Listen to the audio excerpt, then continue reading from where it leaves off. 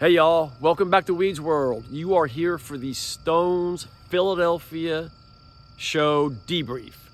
And we are dubbing these debriefs the Busch Latte Hour. Can you see that? Thank you, Colin, for the idea. I think it's awesome. We obviously had a blast.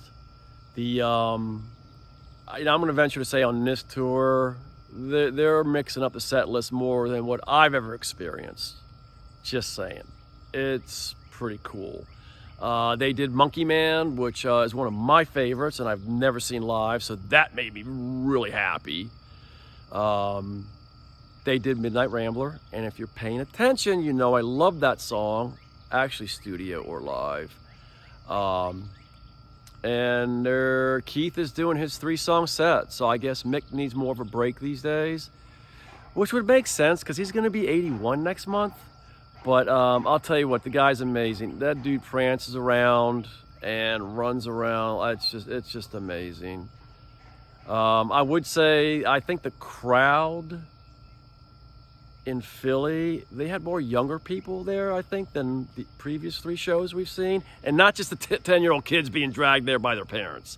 And they're like 20, 30-year-old people, and warms my heart to see young people going.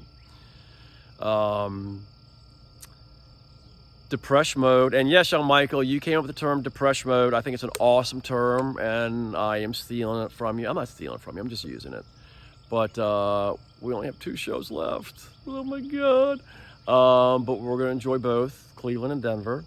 Y'all know who Dr. Rick is from those Progressive insurance commercials? You know, you don't want to become your parent. I had a Dr. Rick moment. We didn't drive to the show. We didn't take a subway, we walked.